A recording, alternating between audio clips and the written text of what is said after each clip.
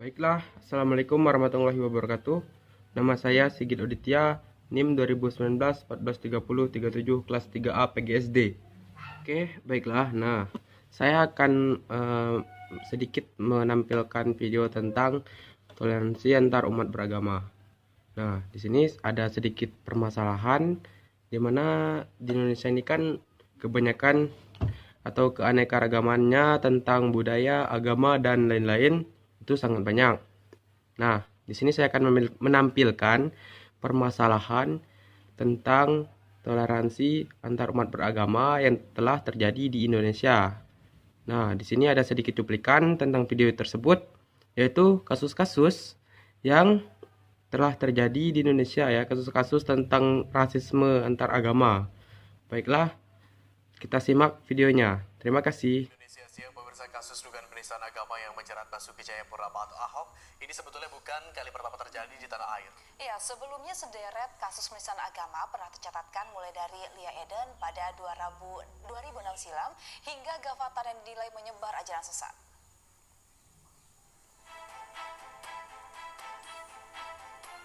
Penistaan agama menjadi isu nasional saat ini. Pemicunya adalah pernyataan Gubernur DKI Jakarta Basuki Cahayapurnama alias Ahok dalam salah satu pidatonya di Kepulauan Seribu beberapa waktu lalu.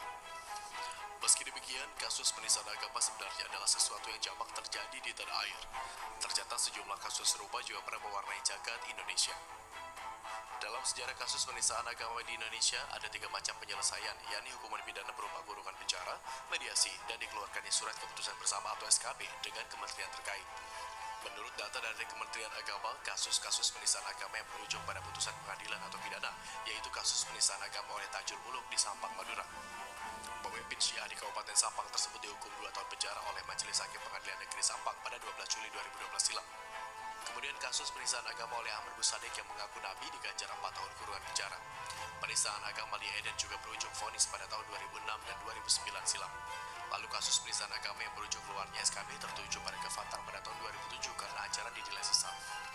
Sementara itu, dugaan penistaan agama yang dilakukan oleh Gubernur DKI Jakarta Basuki Cahayapurnama berbentuk politisasi ayat Al-Quran yang tertera pada surat Al-Maidah tentang pemimpin. Tim Liputan MNC Media, Jakarta. Nah, udah selesai kan cuplikan video tersebut? Apakah kalian tahu bahwa toleransi itu adalah sikap yang paling penting yang harus kita miliki di negara tercinta kita ini ya? Karena kenapa bisa begitu? Karena kalian kan tahu bahwa Indonesia ini sangat luas sekali ya, dan sangat unik sekali dan memiliki banyak keanekaragaman budaya, agama, ras, suku, dan bahasa.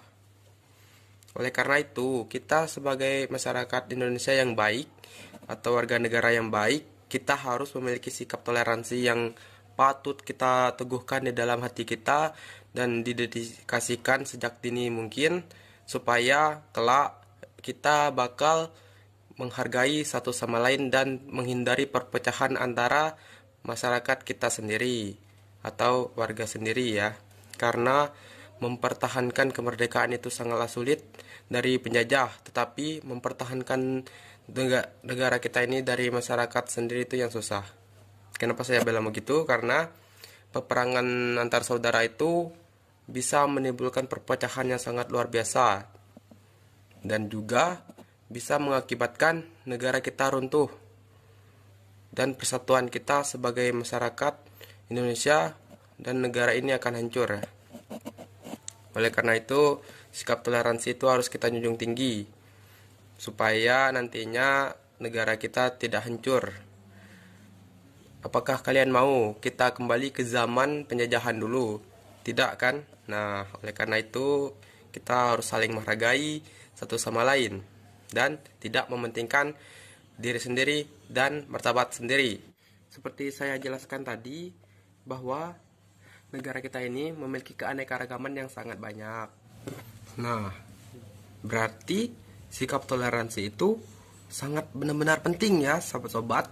Karena yang sudah saya jelaskan tadi, bahwa banyak sekali ya masalah-masalah atau risiko-risiko yang akan kita tanggung apabila sikap toleransi tidak kita tanamkan sejak sedini mungkin ya.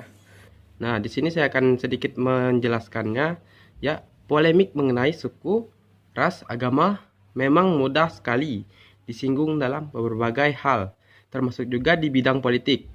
Nah, rasisme merupakan suatu diskriminasi terhadap suatu suku, ras maupun agama, seperti video yang telah saya tampilkan tersebut.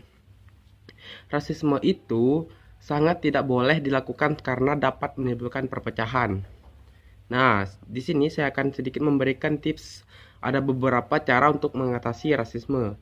Yang pertama, kita harus mengakui bahwa keragaman itu ada. Nah, ada banyak hal yang berada di dunia ini. Semua perbedaan itu harus kita terima dan akui. Setiap orang memiliki kebudayaan yang berbeda, maka dari itu kita harus menerimanya. Dua, kita harus mengembangkan sikap toleransi. Sikap toleransi itu sangatlah penting ya untuk dilakukan oleh sejak dini. Nah, sikap toleransi itu, dengan adanya sikap itu, maka akan kehidupan yang bahagia tanpa adanya perpecahan akibat rasisme. Yang ketiga, cinta budaya sendiri itu boleh, tapi jangan berlebihan. Sesuatu yang berlebihan tidak boleh dilakukan. Itu juga berlaku untuk kecintaan terhadap budaya sendiri atau agama sendiri ya. Jika terlalu mencintai budaya tersebut atau agama tersebut dan menentang budaya lain, maka akan timbul perpecahan. Seperti cuplikan video yang sudah kita tampilkan tadi ya. Nah, yang keempat, berteman dengan semua orang dengan latar yang berbeda. Di dunia ini tidak melulu hanya ada orang Jawa, ada banyak suku lain seperti Minang, Batak, dan Dayak. Apalagi di Indonesia ini banyak sekali agama ya, seperti agama Islam, Kristen, Hindu, Buddha, Protestan, Konghucu, dan lain-lain. Dengan menjalin pertemanan dengan orang yang memiliki latar yang berbeda, maka rasa toleransi akan tumbuh di dalam diri kita. Nah, selanjutnya, mempelajari budaya daerah lain atau sedikit mempelajari agama lain ya. Bukan untuk pindah agama ya. Saya tidak menganjurkan Anda untuk pindah agama. Nah, tidak ada salahnya mempelajari budaya daerah lain atau agama lain. Namun jangan berlebihan dan jangan terlalu mendalaminya. Maka apabila kita mempelajari agama lain, nah kita bisa menghargai budaya atau agama orang tersebut. Tentang mengatasi rasisme antar umat beragama ya. Kita ini sebagai masyarakat Indonesia yang baik harus memiliki sikap toleransi yang tinggi. Kenapa saya bilang begitu? Karena di Indonesia ini terdapat banyak sekali keanekaragaman agama, ras, dan suku bangsa. Terima kasih. Hanya ini yang bisa saya sampaikan. Saya akhiri. Wassalamualaikum warahmatullahi wabarakatuh.